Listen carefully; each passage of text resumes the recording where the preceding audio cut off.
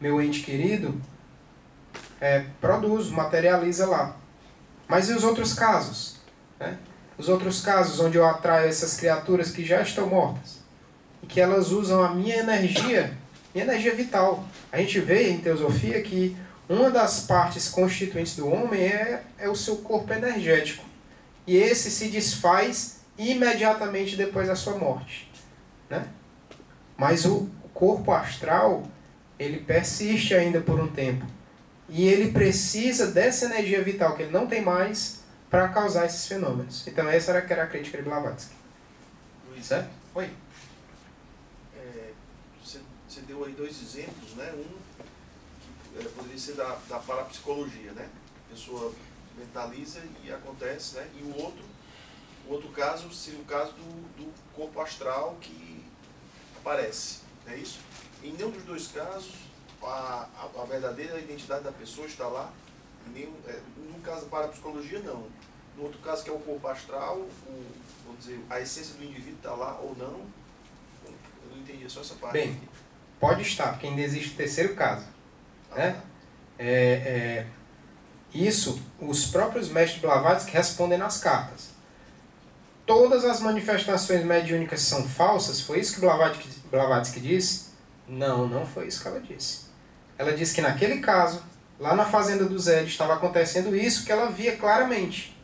Naquele caso.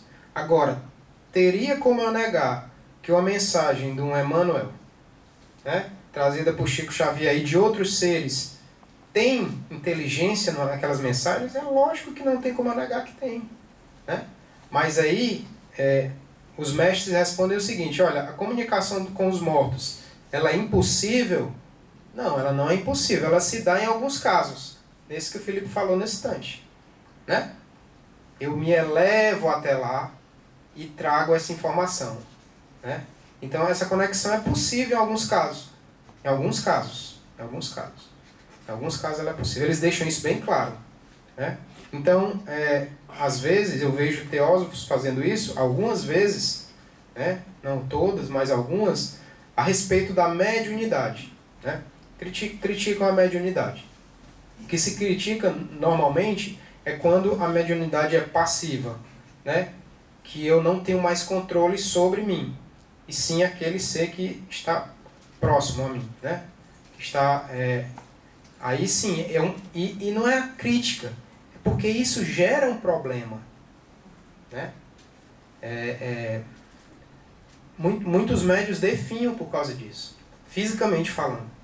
Né?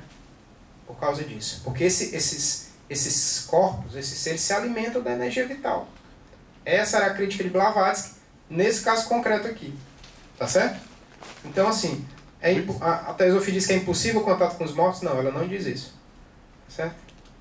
Isso é o caso... É uma dúvida minha, tá?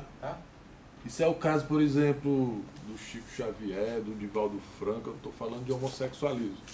Mas os caras parecem afeminados, porque eles perdem energia. Porque eu já assisti o Divaldo Franco, já vi muita palestra do Chico Xavier. Os caras, a voz afina e tal, ficam meio afeminados. Não estou falando de homossexualismo. Mas isso seria essa energia que é... Olha, eu não tenho propriedade para afirmar isso. O que eu vou falar é baseado no que eu acho. No que eu acho é uma formação do que eu penso com o que eu já estudei, né? Eu acho que esse contato direto com os seres desencarnados, ele gera sim uma mudança física. Não sei se o caso, esse que você citou, desse tipo de mudança, mas eu observo alguns médiuns e enxergo neles mudanças físicas. Outro dia eu vi no YouTube uma médium incorporando um desses comandantes galácticos, que agora tem muito, né? Uhum. Então, assim, você percebe na pessoa que eu não sei dizer exatamente o que é, mas você percebe que tem alguma coisa diferente nela. O que me parece é que elas, às vezes, faltam vitalidade.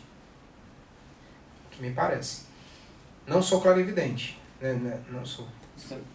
Luiz, não é isso? Seu Luiz, me tinha dúvida. Acho que existe uma dessas entidades, se eu não me engano é Ashtar, é isso? Parece que sim. Sua opinião, né? No caso eu gosto de saber sua opinião. Eles são reais? É real? Olha, é complicado de afirmar que é real, né? Principalmente quando a gente conhece a respeito das hierarquias. As próprias hierarquias nossas, do nosso planeta, né? Nosso planeta, ele tem um karma. Assim como nosso país tem um karma, nossa cidade tem um karma, e nós estamos inseridos nele de uma forma, né? Então é muito difícil para mim admitir que seres extraterrestres, muito evoluídos, segundo as pessoas falam, sejam capazes, ou queiram, ou tenham interesse, ou não entendam essa lei. O karma é uma lei universal, ela não é do meu sistema solar, né? É uma lei da criação, né? A lei da criação. Quando a gente estuda teosoficamente a criação do cosmos, que a gente chama de manifestação, né? A gente vê que forma e inteligência foram lançadas na manifestação desse universo, regidas por uma lei, né? Então fica muito difícil para mim, sabendo disso, certamente sabem, se são muito evoluídos, né? Eles quererem interferir de alguma forma aqui. Para ajudar, pode ser, mas nós temos os nossos próprios adeptos que já fazem isso, né? Eu estava até dizendo ali no intervalo para um colega aqui que tem a senda do Bodhisattva, né? Que normalmente se fala no budismo, que o Buda, depois que ele atingiu aquele estado de iluminação, ele tinha direito a passar para um outro nível, mas ele disse, olha, eu prefiro ainda ficar e ajudar a humanidade a prosseguir, porque a senda do Bodhisattva é a senda de nós todos, né? Então assim, nós temos nossos próprios adeptos, né? Nós temos nossos próprios seres de luz. Dentro do que eu tenho observado, existe uma programação para o planeta, de aperfeiçoamento inclusive dele. E o número de escalas que nós temos que percorrer é de certa complexidade. Então, o plano espiritual, querendo trazer algum aperfeiçoamento para nós, manda uns avatares. O que eles chamam de avatares? O inventor da bomba atômica, Oppenheimer, que através da física nuclear, ele desenvolveu N coisas, inclusive em benefício da medicina. Aí, esses avatares, um deles foi Jesus, que veio com esta missão. Assim como Einstein e também Freud, embora com as suas discussões muito grandes com outros filósofos também, mas essas mentes esclarecidas e bem desenvolvidas, dizem eles que eles chegam em determinadas épocas para desenvolver tal coisa, em benefício da humanidade, para que ela possa correr mais. Isso é que eu tenho observado. E de fato, nós já temos nossos próprios instrutores, nessas ocasiões que o irmão aqui falou. Exatamente isso, né? Nós temos alguns que são religiosos, como os que a gente conhece, Buda, Jesus, Maomé, Zoroastro. Temos outros que são científicos, né? Que fazem a ciência andar, né? Porque a ciência ela precisa andar, né? Ciência e religião no futuro, isso é o que eu acho. Será a mesma coisa, né? Eu acho. Luiz, esse aqui o irmão Caravaggio já falou, no caso, era justamente o que eu estou dizendo, para a humanidade tomar um rumo certo, esses que são dotados de ciência, de uma filosofia, eles têm que emitir meio luz mesmo e chamar, porque a sociedade hoje, vamos falar hoje, está um caos. Até não só materialmente, mas espiritualmente. As pessoas estão desacreditadas de si próprias. E até acho que não sei se foi novembro, um mês aí, que é o olhos mais afins para as pessoas que praticam suicídio. E tá assim, a espiritualidade das pessoas está aflorada. Um problema material vem, desmorona o ser humano. O ser humano acha que tem toda a força do mundo. Quando ele passa por algo sentimental, uma perda, ele se desmorona. Então nós estamos dito que é uma sociedade do conhecimento, mas anos, né, quem estudou já a pedagogia assim diz, não, nós vamos passar pela era do conhecimento. É uma era do conhecimento, mas ela está muito turbulenta, porque a espiritualidade do homem, ela está é como o Caravaggio, ele se bateu no meu pensamento. Tem que emanar luz para que os espíritos de luz possam trabalhar. Tem que ser positivo, né? Avatares vieram em várias épocas, né? Eles vieram em várias épocas, deram suas mensagens. Agora a gente não pode esquecer uma coisa que chama livre-arbítrio. Né? O homem ele é dotado de livre-arbítrio, né? Ele tem escolha sobre o seu futuro, né? Baseado no que ele fez no passado. Então também faz parte da pedagogia desses seres. Eu te indico o caminho, eu te falo o que é correto, né? Eu te dou um empurrãozinho na ciência, mas o que tu vais fazer com aquilo ali é você que tem que resolver. Não tem como eu interferir nesse teu karma, né? Não tem. Ele precisa ser vivido por você, né? Lá é como se em Gênesis até hoje tem um discipulamento, né? Você falou do caminho do discipulamento, que é a ciência e a filosofia. Até chegar à religião e não cair no fanatismo, que é o discipulamento. Ele não mexe no livre-arbítrio, mas ele discipula, né? Sim. Ele doutrina. Doutrina de certa forma, né? Doutrina sem imposição, certo? Então assim, os fenômenos ela mesma estava criando quando ela chegou lá. Esse aqui é o... Ixi, eu esqueci, tá errado ali o título. Esse aí é W.K. Jude, é um cofundador também da Sociedade Teosófica. É um personagem importantíssimo, pouco falado, né? Mas também foi cofundador, formando o trio, ele, Blavatsky e Olcott, né? Após a morte de Blavatsky, William K. Jude se separou da Sociedade Teosófica porque ele achava que os rumos que ela estava tomando na época não eram muito legais. E aí ele se separou quando ela morreu, mas ele foi atuante o tempo todo e foi um dos responsáveis pelo desenvolvimento da Sociedade Teosófica na América. Porque a Sociedade Teosófica nem sempre foi ela nasceu nos Estados Unidos, mas a gente vai ver que ela depois foi para a Índia, certo? Olha só, carta de fundação da Sociedade Teosófica, e Blavatsky disse isso aí para Olcott. Aliás, não foi para Olcott, desculpe. Ela disse assim: ordens recebidas da Índia mandam estabelecer uma sociedade filosófico-religiosa, escolher um nome para ela e também escolher Olcott. Então ela recebeu a instrução dos mestres que agora ela tinha que fazer isso aí. Ela foi para os Estados Unidos, sabia que tinha uma missão, não sabia qual era. A missão foi dada aí para ela. E aqui a carta de fundação que eu consegui recuperar também desse livro aqui. Bom, nos anos seguintes, a fundação da Sociedade Teosófica, que foi no dia 17 de setembro de 1875, oficialmente. A reunião primeira não foi nessa data, foi antes, né? Só nessa reunião é que eles escolheram o nome Teosófica, né? Esse nome não passava pela cabeça de ninguém. E como é que surgiu esse nome? Podia ser Sociedade Espírita, Sociedade de qualquer coisa. Mas escolher Teosófica. Bom, um dos membros estava pensando a respeito do qual seria o nome para a sociedade, folheando um dicionário. E nesse dicionário ele encontrou esse termo, teosófico. Teosofia. Olha só, né? Então não teve nada de místico. Ou pelo menos não na primeira vista. Então ele encontrou esse nome teosofia que dizia lá...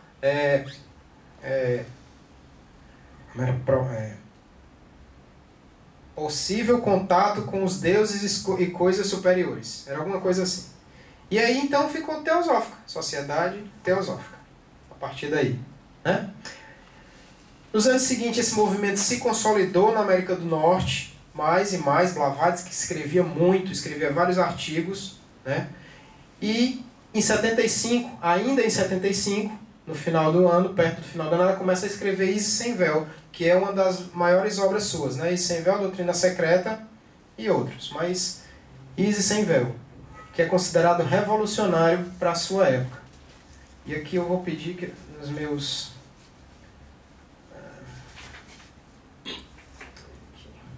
Certo, ok. Só que desde o começo da fundação da sociedade, ela dizia para os membros que o seu fim não era ali. Ela trouxe a Sociedade Teosófica com o objetivo de vencer esse materialismo e esclarecer o espiritismo da época, mas que o objetivo final dela seria, ela iria para a Índia, ela ainda iria para a Índia, ela dizia claramente isso. E de fato, em 1878, ela parte para a Índia, né?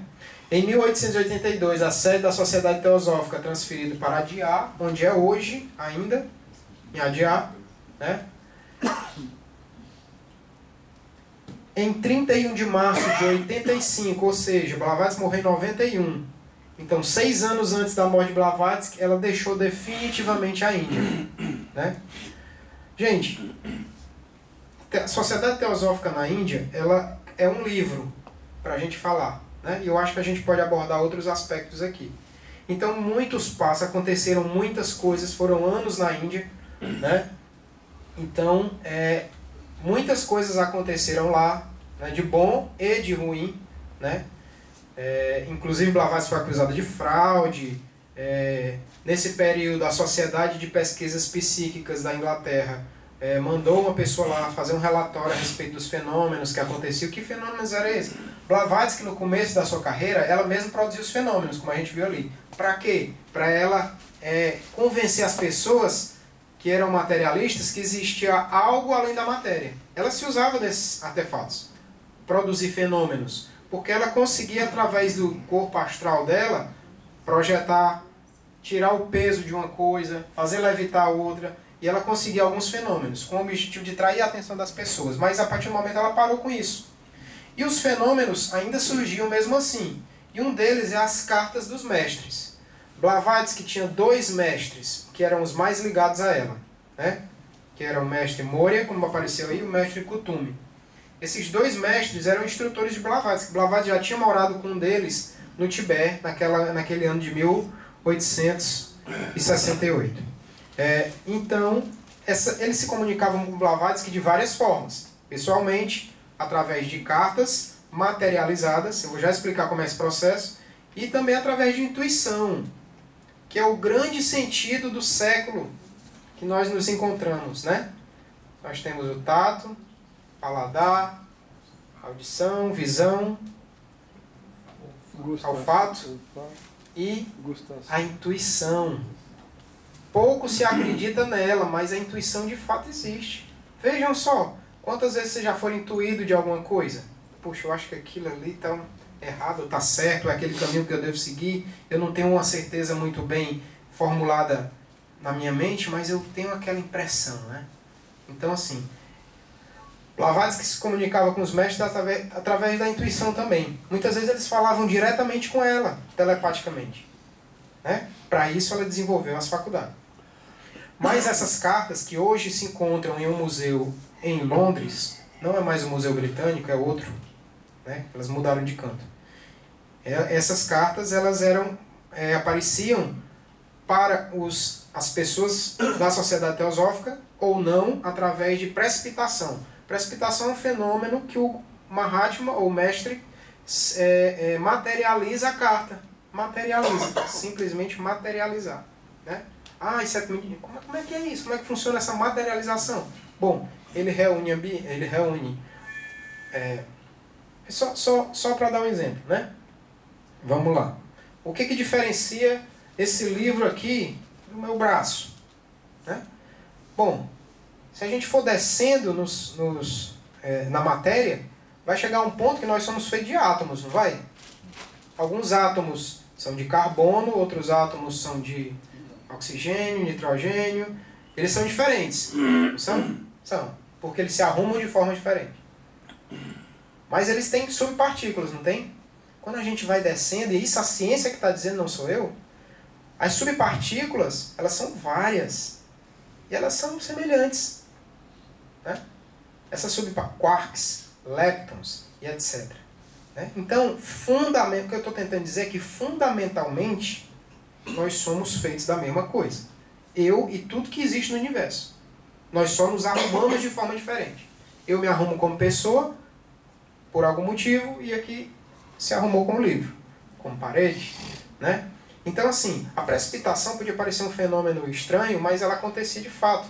As cartas apareciam em determinados cantos. A carta aqui, de repente, aparecia na mesa, ou então caía simplesmente na mão de alguém. Eram assim os fenômenos da precipitação. E foi feito um estudo nessas cartas para comprovar se elas eram fraude ou não. E aí o estudo constatou o seguinte, que a tinta dessas cartas ela não estava na superfície do papel, nem de um lado nem de outro, e sim no meio do papel. Como que ela tinha entrado lá, ninguém sabia. Então eles chegaram à conclusão de que não sabiam explicar, mas também não afirmaram que isso era fraude ou não. Eles só disseram, olha, não conheço nenhum fenômeno que faça isso aqui. Coloque a tinta no meio do papel. Então assim, era a comunicação de Blavatsky com os mestres. Luiz, Bom, oi. Os dois mestres eram vivos. Outro detalhe importante. Foi bom você ter falado isso. Os mestres de Blavatsky, eles eram vivos, tá? Eles não eram espíritos, tá bom? Eles eram em carne e osso, encarnados, como a gente diz, né? Já tinham transcendido a etapa humana, já tinham rodado a roda de saída da roda de Sansara, como o budismo fala, né? Mas eles eram vivos, né? Alguns acham que eles eram espíritos. Não, eles eram vivos. E eles faziam muitas coisas interessantes. E tem 3 livros sobre ele que são muito interessantes, que são todas as cartas que eles se comunicaram compiladas. Eles falam várias coisas, né? Desde criticar Blavatsky em algumas coisas, que eles criticam Blavatsky, falam que ela é imperfeita, falam que mas era o melhor que tinha para a época, mas elogiam ela em alguns momentos e também falam bastante da doutrina. Chama As Cartas dos Mestres de Sabedoria. São 3 livros. Já que não tem. Assim, Tu vai ter. assim, nós estamos ainda na nossa etapa humana, né? Então temos defeitos. E foi lá, 31 de março de 85, ela sai da Índia, não volta mais até sua morte, né? Gravemente enferma, mas ela ainda tinha uma última missão, que era escrever o livro mais famoso dela, que é esse aqui, A Doutrina Secreta. 6 volumes na edição da editora Pensamento e 3 volumes na edição original, em inglês. Não são iguais as edições, certo? A edição em inglês não é a mesma dessa daqui, né? Depois de sua morte, alguns membros da Sociedade Teosófica pegaram alguns escritos de Blavatsky e concatenaram em outros volumes que hoje estão aí no mercado, tá certo?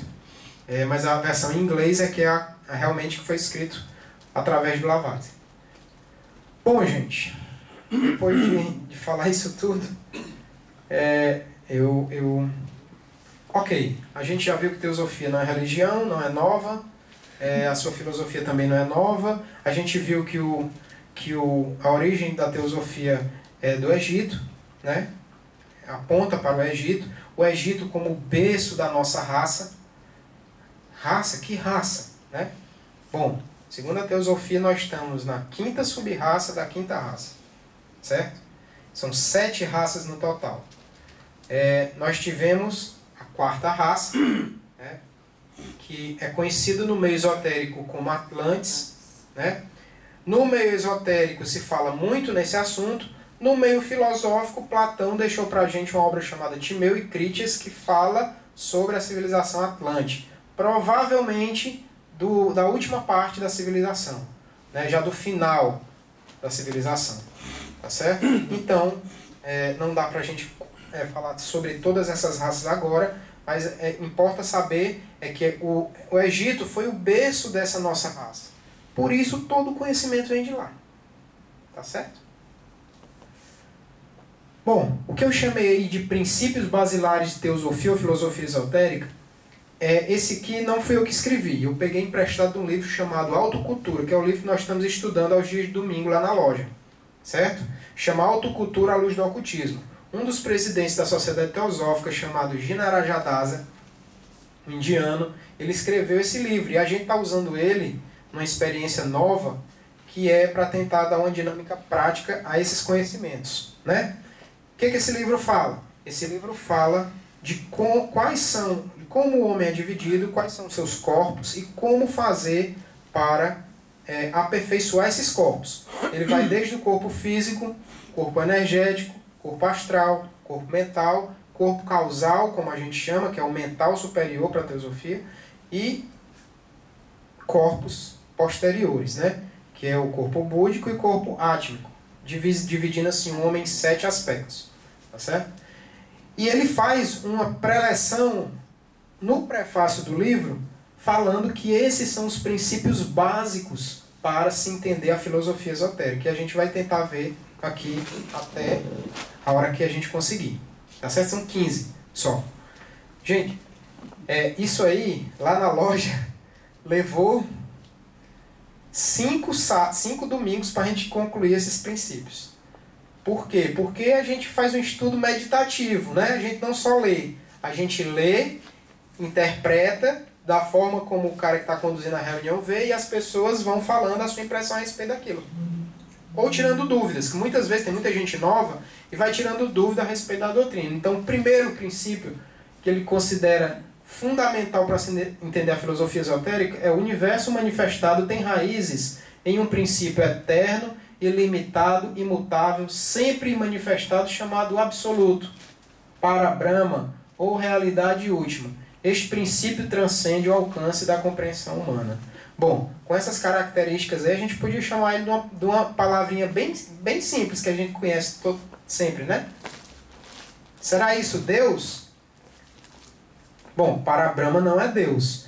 Bom, não da forma que é apresentado para a gente, por exemplo, no cristianismo, né? A teosofia não vê Deus como uma pessoa, né? Não existe Deus para a teosofia. Isso aqui é uma coisa muito arriscada de se dizer, né? Ah, vocês são ateus. Não, a gente só não vê Deus antropomórfico, como a gente costuma chamar. Ou seja, com características humanas, né? A gente vê esse princípio eterno, ilimitado e imutável. Bom, se a sua religião quer chamar de Deus, ok, não tem problema, né? Mas aquele ser criador que comanda a vida e o destino de todas as pessoas, esse aí pra gente não existe. Tá certo? Até porque não vou entrar nesse mérito. Certo? Diga não. Cristão não, né? É católico, né? Católico. É porque eu digo cristão, porque assim, tem outras linhas, até o próprio espiritismo se usa do cristianismo em sua doutrina ética. Por exemplo, né? Por exemplo, o cristianismo de Kardec não é igual ao cristianismo brasileiro. O cristianismo brasileiro é bem... o espiritismo brasileiro é bem característico. Ele trouxe para o seu bojo de conhecimento a ética cristã, que também tem o conceito de Deus, né? Bom, diferente, para quem já leu o Livro dos Espíritos, né? A primeira perguntinha já define o que é Deus, né? Então, assim, para a teosofia, o universo tem um princípio eterno. Por que eterno? Porque ele não acaba. Ele se manifesta de tempos em tempos. É isso que a gente quer dizer, né? O universo, ou o sistema solar, ou qualquer outro sistema, de tempos em tempos, ele surge num processo chamado de manifestação e ele recolhe-se num processo chamado de não manifestação. São os dias e noites de Brahma, como os hindus chamam, né? Luiz, Pois não. nos livros de Platão fala sobre o demiurgo. Onde é que tem demiurgo na teosofia, não? Se a gente considerar o princípio eterno incognoscível e não nominado, pode existir. Dessa forma, né? Agora, nunca associando a um ser, né? Como eu disse, não existem deuses, existem deuses. Por que deuses? Porque o universo, quando ele se manifesta, junto com essa manifestação, se manifestam forças criadoras. Essas, sim, são as verdadeiras construtoras da nossa realidade.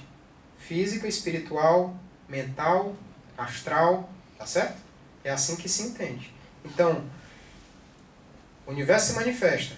Existe uma lei para aquela manifestação, que é aquela que eu falei nesse instante, o karma, né? Essa lei de causa e efeito.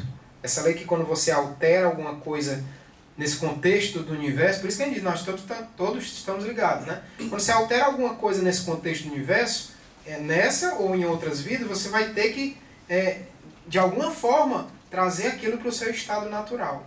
Essa é a grande lei, né? Grande lei, e diga-se passagem, na minha opinião, justa, né?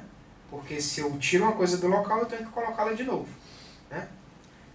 Bom, Isso. prosseguindo. Oi. Só uma dúvida. Aí fala sobre a questão, como você disse, princípio eterno, limitado, no caso, poder se utilizar como Deus. No caso, a minha concepção é de Deus como meu criador, como aquela pessoa, aquele ser, que só quer o meu bem. No caso da teosofia, existe também uma entidade ao contrário, que no caso só quer nos destruir? Não, não existe. Não existe. As forças da natureza, se é que a gente pode acreditar em demônio, por exemplo, que é que você está perguntando, né? No caso eu me referi ao próprio diabo. Não existe. Como é que eu teria contrapartida de uma coisa que foi o único criador? É uma consequência lógica. Entendeu? Então, assim, não existe demônios na associação de como você falou a palavra. Agora, assim, as forças da natureza, né, elas podem se manifestar para o bem ou para o mal. Certo? Foi isso. Quem é que define isso? É quem as está invocando. Tá certo? Quem a gente está invocando.